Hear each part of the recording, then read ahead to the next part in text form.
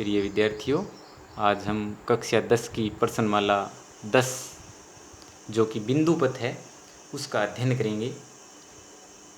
कुछ विद्यार्थी प्रश्नमाला को देखते ही आगे वाला पेज पलट लेते हैं कि हम तो आगे वाली प्रश्नावली करेंगे, ये हमारी समझ में नहीं आएगी, यानी इसको मुश्किल मानते हैं। लेकिन मैं कहता हूँ कि बहुत ही इजी आसान प्रश्नमाला है।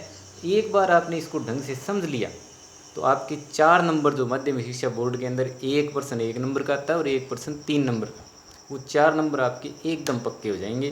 तो आज की इस वीडियो के अंदर हम इसका एक पार्ट करेंगे, एक पार्ट हम दूसरे वीडियो के अंदर करेंगे। तो दोनों पार्ट के अंदर आपके 4 नंबर पक्के हो जाएंगे।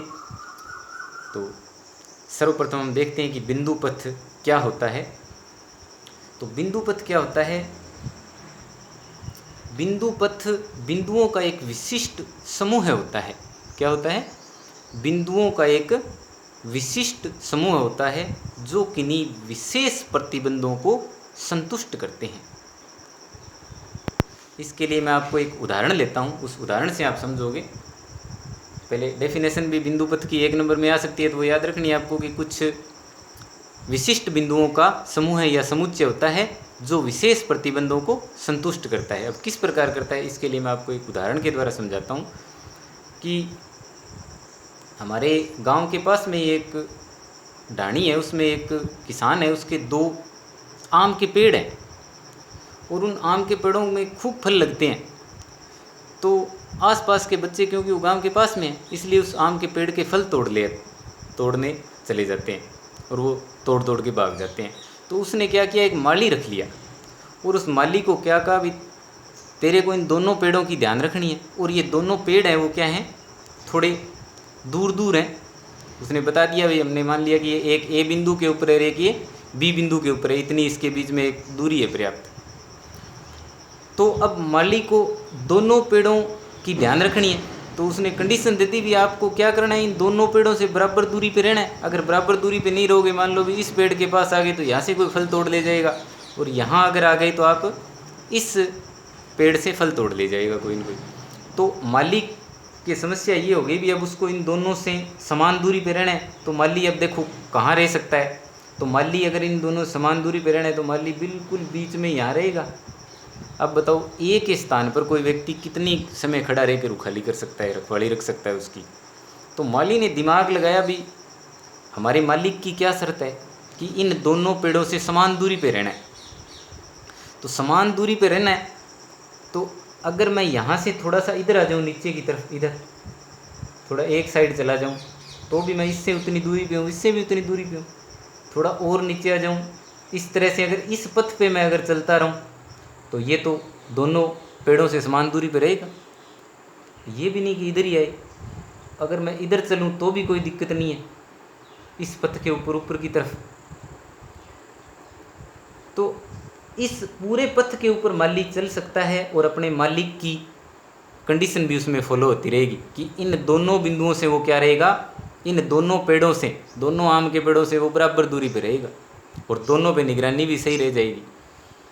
हाँ, ये इसमें देखो, ये एक तो कंडीशन ये कि दोनों ये इस तरह से हैं, और दूसरा एकदम ऐसे भी नहीं कि थोड़ा सा वो टेढ़ा हो जाए रास्ते से ना, बिल्कुल उसको क्या रहना पड़ेगा, एकदम परपेंडिकुलर यानी लंबवत रहना पड़ेगा, तो ही दोनों से क्या रहेगी, बराबर दूरी पे रहेगी। तो प्यारे विद्यार्थियों, इससे आपके क्या समझ में आई बात?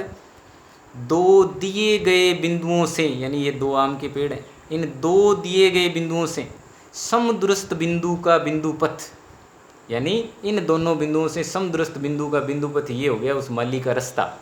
यानी इन दोनों बिंदुओं को मिलाने वाली रेखा, इन दोनों बिंदुओं को मिलाने वाली रेखा क्या हो गई, ये हो गई। इस रेखा का ये क्या हो गया, लंब समद्विभाजक, या इसको लंब अर्धक भी कहते हैं। ये क्या हो गया, बिंदु पथ हो गया। 2 दिए गए बिंदुओं से समदूरस्थ बिंदुओं का बिंदु पथ, उन्हें मिलाने वाली, इन दोनों बिंदुओं को मिलाने वाली रेखा का लंब समद्विभाजक, यानी ये लंबवत भी है इस रेखा के, क्योंकि 90 डिग्री के कोण पे होगा पूरा। अगर 90 डिग्री से कम कोण हो गया तो एक तरफ झुक जाएगा, यानी एक बिंदु के पास आ जाएगा और दूसरे बिंदु से दूर हो जाएगा। तो इस प्रकार ये पथ, उस माली का पथ, ये क्या हो गया, बिंदु पथ हो गया। तो आप समझ गए होंगे भी 2 बिंदुओं से समदूरस्थ बिंदु का बिंदु पथ क्या होगा, उन दोनों बिंदुओं को मिलाने वाली रेखा का लंब समद्विभाजक। अब कुछ और बिंदु पथ के उदाहरण लेते हैं। बिंदु पथ सीधा अगर आपके आता है तो केवल एक नंबर में प्रश्न आता है। तो जैसे आ गया दो बिंदुओं से समदृष्ट बिंदु का बिंदु पथ, तो आपको लिखना है उन दोनों बिंदुओं को मिलाने वाली रेखा का लंब समद्विभाजक या लंब अर्धक, एक ही बात है। किसी स्थिर बिंदु से समान दूरी पर गमन करने वाले बिंदु का बिंदु पथ, किसी स्थिर बिंदु से समान दूरी पर गमन करने वाले बिंदु का बिंदु पथ। तो ये परिभाषा हमने बहुत पहले ही पढ़ रखी है। किसकी परिभाषा है ये? किसी स्थिर बिंदु, मान लेते हैं ये ओ बिंदु है, इससे समान दूरी पर, इससे ये ओ बिंदु है, इससे समान दूरी पर गमन करेगा बिंदु, मान लो यहाँ है तो गमन करेगा तो वो इस तरह चलेगा। तो इस तरह डॉट डॉट डॉट छोटे छोटे बिंदु लगाते ही देखो ये पथ बन जाएगा हमारे पास।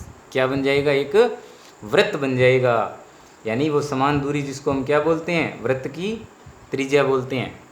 तो किसी स्थिर बिंदु से समान दूरी पर गमन करने वाले बिंदु का बिंदु पथ क्या हो गया? वृत्त हो गया। यानी ये ऐसे बिंदुओं का पथ है जो एक फिक्स कंडीशन, एक विशिष्ट प्रतिबंध का पालन कर रहे हैं। वो विशिष्ट प्रतिबंध क्या है? कि इस बिंदु से समान दूरी बनाकर गमन करना है। तो ये एक बिंदु पथ हो गया जिसको क्या कहते हैं? हम वृत्त कहते हैं। दो रेखाओं से समदूरस्थ बिंदुओं का बिंदु पथ क्या होगा यदि दोनों रेखाएं समांतर है?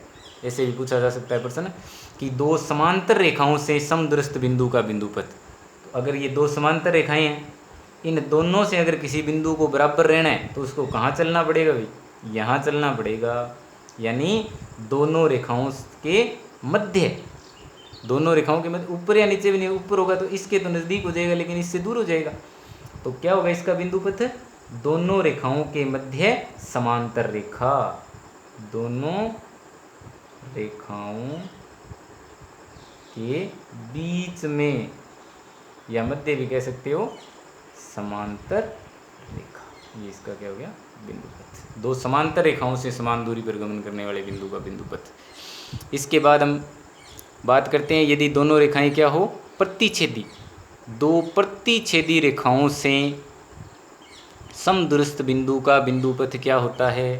प्रतिच्छेदी रेखाएं, एक ये रेखा ले ली हमने, मान लो AB, और ये एक ले ली CD। तो इन दोनों से समदूरस्थ बिंदु का बिंदु पथ, तो इन रेखाओं से के कटने से देखो यहाँ पर मेरे पास कोण बन रहे हैं। ये कोण बन गया इधर, और इधर ये कोण बन गया। तो इस कोण का अर्धक क्या हो गया? ये, यानी इस पूरे, इस कोण और इस कोण दोनों के युग्म का अर्धक क्या हो गया? ये हो गया।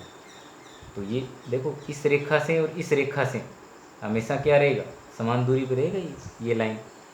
और यदि बिंदु ऐसे भी चल सकता है, इस लाइन पे चलेगा तो भी ये इधर वाला कोण हो गया और ये इधर वाला कोण हो गया।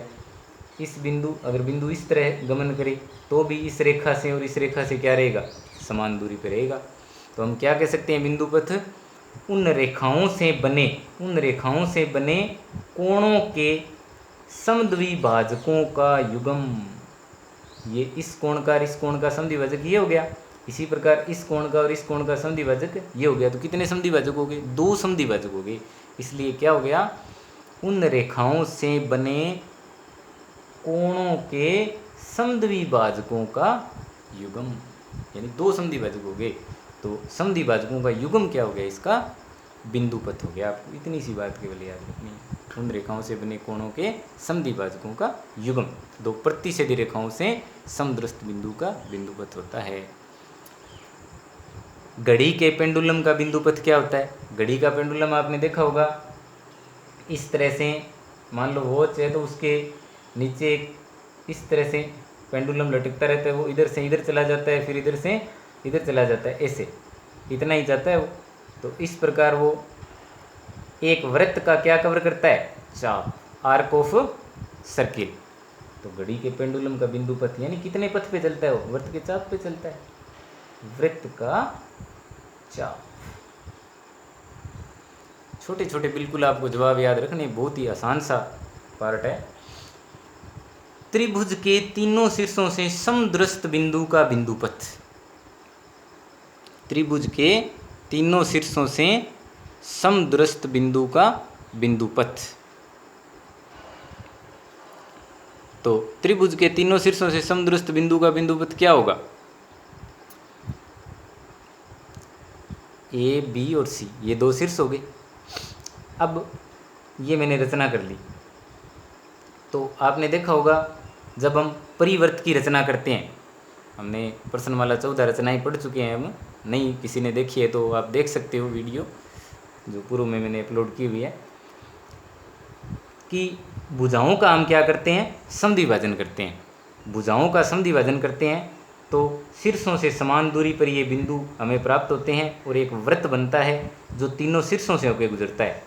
तो त्रिभुज के तीनों शीर्षों से समदुरस्त बिंदु का बिंदुपथ, तो तीनों भुजाओं के जो समद्विभाजक है, कोई भी दो भुजाओं के कर लेते हैं हम, लेकिन तीनों भुजाओं के समद्विभाजक है वो कहाँ पे काटते हैं? इस केंद्र के ऊपर काटते हैं, जिसको हम क्या बोलते हैं? परिवर्त का केंद्र, यानी परिकेंद्र। तो तीनों शीर्षों से समदुरस्त बिंदु का बिंदुपथ क्या हो गया?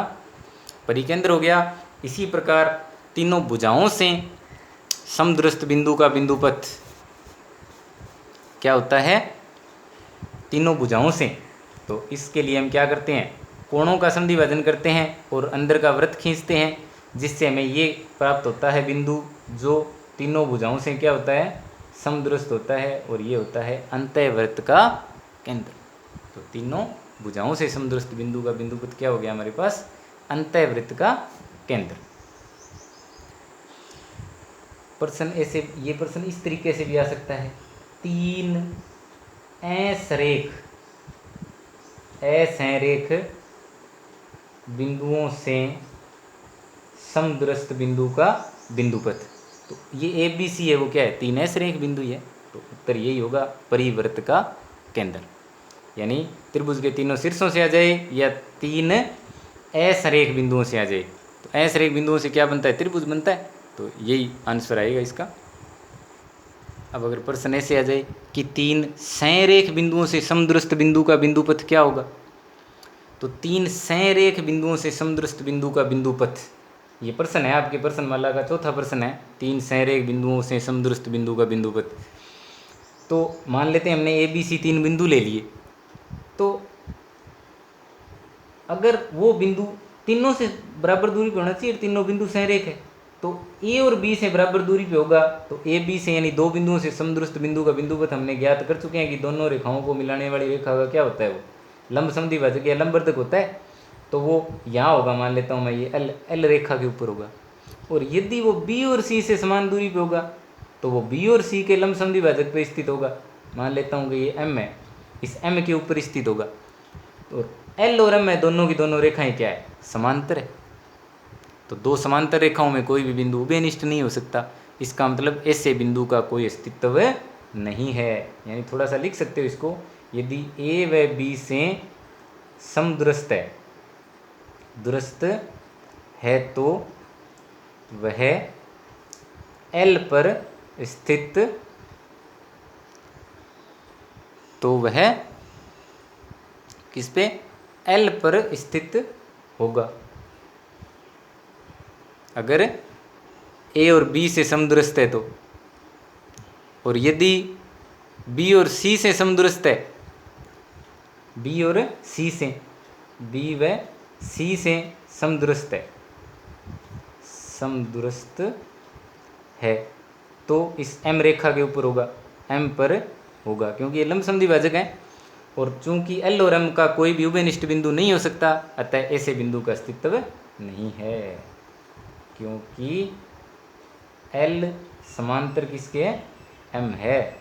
अतः समांतर रेखाओं में क्या होता है? कोई उभयनिष्ठ बिंदु नहीं होता। रेखाओं में उभयनिष्ठ बिंदु नहीं होता, अतः ऐसे बिंदु का कोई अस्तित्व नहीं है। अतः ऐसे बिंदु का कोई अस्तित्व नहीं है, यानी कि ऐसा बिंदुपथ विद्यमान नहीं होता। अब हम प्रश्नमाला का महत्वपूर्ण प्रश्न इसका है तीसरा, ये लेते हैं, बिंदुपथ से संबंधित है ये भी। तीन असंरेख बिंदुओं ए बी सी के समदुरस्त बिंदुओं का बिंदुपथ क्या होगा और अपने उत्तर का कारण भी दीजिए। हालांकि असरेख बिंदुओं का बिंदुपथ मैंने बता दिया है। असरेख बिंदुओं का बिंदुपथ क्या होता है? परिकेंद्र होता है। लेकिन अगर प्रश्न 3 नंबर में आ जाए तो थोड़ा सा उसको हल करके आपको बताना पड़ेगा। तो तरीका इसका रचना वाला, ये रचना से ही हम इसको ज्ञात कर सकते हैं। तो 3 असरेख बिंदु हमने क्या ले लिए? ए, बी और सी ले लिए। 3 असरेख बिंदु दिया हुआ इसमें कि ए, बी, सी 3 असरेख बिंदु है। तो सिद्ध करने वाले प्रश्न को हम किस तरह से सिद्ध करेंगे? सबसे पहले हम ये लिखेंगे कि दिया हुआ क्या है हमें। दिया है तो क्या दिया हुआ हमें? ए, बी व सी 3 असंरेख या असमरेख बिंदु, ये दिया हुआ है हमें। और सिद्ध क्या करना है हमें? सिद्ध करना है। सिद्ध करना भी आपके प्रश्न के अंदर ही है। क्या सिद्ध करना है हमें? कि ए, बी, सी के समदुरस्थ बिंदुओं का बिंदुपथ ज्ञात करना है। ए, बी व सी से समदुरस्थ बिंदु का बिंदुपथ, ये हमें ज्ञात करना है या सिद्ध करना है, जो चीज़ आगे। अब इसके लिए देखो एक रचना करनी पड़ेगी आपकी। थोड़ी सी रचना सिद्ध करने वाले सवालों में थोड़ी सी एक याद रखने वाली चीज़ होती है कि इसको हम सिद्ध करने के लिए किस प्रकार की रचना करेंगे। बाकी आपको बिंदुपथ पता ही है, तो बिंदुपथ पता है तो उसके लिए हम क्या रचना करते हैं? ए, बी, सी 3 बिंदु हमें दिए हुए हैं। तो ए, बी, बी, सी ए को क्या करेंगे? हम मिला देंगे। ए, बी, बी, सी ए को मिलाया तथा ए, बी, बी, सी ए के लंब समद्विभाजक खींचेंगे। ए, बी, सी व सी ए के लंब समद्विभाजक ए, बी का लंब समद्विभाजक मान लो हमने क्या खींच दिया? ओ एफ खींच दिया। बी सी का ये लंब समद्विभाजक खींच देंगे, क्या आ जाएगा? ओ डी मान लेता हूँ इसको मान लेता हूँ ओ डी, ई, एफ, ई। लंब समद्विभाजक क्रम से क्या खींचे? ओ एफ, ओ डी व ओ ई खींचे। तो लंब समद्विभाजक कैसे खींचते हैं? एक तरफ प्रकार रखा, आधे से ज़्यादा प्रकार खोलकर ऊपर की तरफ नीचे की तरफ इस तरह चाप लगाएंगे, यानी समद्विभाजन करना है रेखाओं का। इनका समद्विभाजन कर लिया हमने। अब ये तीनों के तीनों किस पर प्रतिच्छेद करते हैं? जो ओ पर प्रतिच्छेद करते हैं, उपपत्ति। अब देखो हमने लंब समद्विभाजक खींचे और तीनों के तीनों ओ के ऊपर आके मिले हैं। किस पे आके मिले हैं? ओ के ऊपर। तो ओ है, ओ क्या है? बी सी के लंब समद्विभाजक, लंब समद्विभाजक पर स्थित है। ओ बी सी के लंब समद्विभाजक पर स्थित है। तो हमने लंब समद्विभाजक वाली परिभाषा पढ़ी थी। क्या है वो? कि लंब समद्विभाजक पर स्थित है तो वो यानी समान दूरी के ऊपर है। अतः क्या लिख सकते हैं हम? ओ बी बराबर ओ सी, यानी समदूरस्थ है ये। ओ बी बराबर ओ सी। इसी प्रकार हम क्या लिख सकते हैं? इसी प्रकार ओ है वो किसके? ए बी के भी लंब समद्विभाजक पर स्थित है। ए बी के लंब समद्विभाजक पर स्थित है। तो ओ बी और ओ ए बराबर हो गए। ओ बी बराबर किसके हो गया? ओ ए के। ये समीकरण 1 और ये समीकरण 2। 1 व 2 से ओ ए, ओ बी, ओ सी तीनों बराबर हो गए। ओ ए बराबर ओ बी बराबर ओ सी। तो केवल ओ बिंदु है जो ए और बी से क्या है? समदूरस्थ है। यानी जो ओ बिंदु है वो ए, बी और सी से क्या है? समदूरस्थ है। अतः ओ ए, बी व सी से क्या है? समदूरस्थ है। समदूरस्थ है। ओ क्या है, ए बी और सी से समदूरस्थ है, और ओ हमें पता है क्या है, जो कि परिकेंद्र है। अतः अभिष्ट बिंदु पथ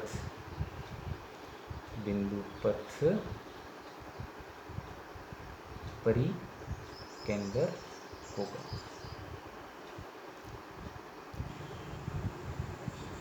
सिद्ध करो कि ए और बी बिंदुओं से होकर जाने वाले वृत्तों के केंद्रों का बिंदुपथ रेखाखंड ए बी का लंब अर्धक है। ये हमें सिद्ध करना है कि ए और बी दो बिंदु है, उनसे होकर जाने वाले वृत्त, अब दो बिंदु है तो उनसे असंख्य वृत्त होकर गुजर सकते हैं, लेकिन हम इसको सिद्ध करने के लिए 2-3 वृत्त मान लेते हैं कि ए और बी से होकर ये 3 वृत्त गुजरते हैं, जिनमें से क्रमशः एक का केंद्र P है, एक का केंद्र Q है और एक का केंद्र R है, जो कि P केंद्र यहाँ है वृत्त का। ये जो तीनों केंद्र हैं, क्योंकि ये जितने भी वृत्त जो इन ए और बी से गुजरते हैं उनका हमें उनके केंद्रों का बिंदुपथ ज्ञात करते हैं। तो हमने मान लिया कि ये 3 वृत्त हैं जिनके केंद्र P, Q और R है क्रम से। तो ये हमें दिया हुआ है एक प्रकार से कि ए और बी दो दिए हुए बिंदु हैं जिनसे जाने वाले वृत्तों के केंद्र क्या हैं, P, Q और R है। ये 3 वृत्त मान लिए जिनके केंद्र ये हैं। हमें सिद्ध क्या करना है कि P, Q, R का बिंदुपथ ए बी का लंब समद्विभाजक है या लंब अर्धक है। एक ही बात है, लंब समद्विभाजक या लंब अर्धक, नाम में ही फर्क है, केवल दोनों एक ही चीज़ के नाम है, लंब समद्विभाजक या लंब अर्धक हमें सिद्ध करना है। तो सिद्ध ये करना है हमें। अब उत्पत्ति देखो, चूंकि P क्या है, ए बी से होकर जाने वाले वृत्त का केंद्र है। P ए बी से होकर जाने वाले वृत्त का केंद्र है तथा PA बराबर PB। क्यों है भाई, एक ही वृत्त की त्रिज्याएं, एक ही वृत्त की त्रिज्याएं होने के कारण ये क्या होगी, बराबर होगी, P और PB तो बराबर होगी। अब PA बराबर PB है, यानी कि PA और B से क्या हो गया, अतः PA व B से समदूरस्थ है। A और B से समदूरस्थ है। इसी प्रकार सारे के सारे P, Q, R केंद्र ही तो है ये, तो Q है वो भी क्या है, Q A व B से समदूरस्थ है। R भी A और B से R भी वृत्त का केंद्र है, अतः A व B से समदूरस्थ है। अब ये अगर P, Q, R A और B से समदूरस्थ है, इसका मतलब P, Q, R ये जो रेखाखंड है P, Q, R ये क्या हो गया, ए बी का लंब समद्विभाजक हो गया।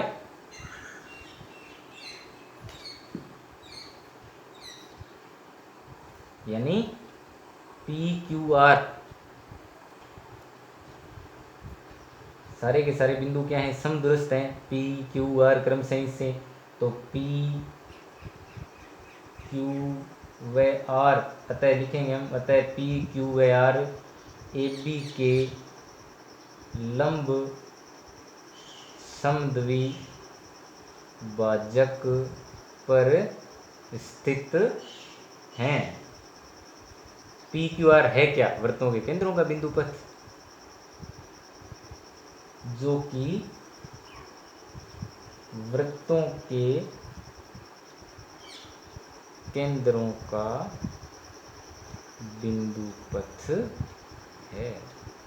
यही हमें सिद्ध करना था, तो लिखेंगे इति सिद्ध कि P, Q, R है वो जो इन केंद्रों से गुजरने वाले बिंदु का बिंदुपथ है। तो इसका मतलब ये क्या हो गया, इसका बिंदुपथ हो गया रेखाखंड ए बी का लंबवर्धक या लंब समद्विभाजक। केंद्र P, Q, R A B के लंब समद्विभाजक पर स्थित है, जो कि वृत्तों के केंद्रों का बिंदुपथ है। यही हमें सिद्ध करना था। प्रश्नमाला के अंदर सभी मुख्य प्रश्न मैंने आपको बता दिए हैं, और जो बीच बीच में से मैंने प्रश्न करवाए हैं, लगभग जो दो बिंदुओं को मिलाने वाली रेखाखंड का लंबसमद्वि भाजक, वही इसका मुख्य कंसेप्ट है। तो उसी के आधार पर बाकी प्रश्न भी आप आसानी से हल कर सकते हो। फिर भी अगर कोई प्रश्न आपको नहीं आता है तो वो मेरे को कमेंट बॉक्स में उस प्रश्न संख्या लिख के आप प्रश्न पूछ सकते हो। दूसरे भाग में इसके जो 10.2 है उसके हम कुछ इंपॉर्टेंट प्रश्न लेंगे, जिससे आपके पूरे प्रश्नमाला के 4 नंबर है वो कवर हो जाएंगे। धन्यवाद।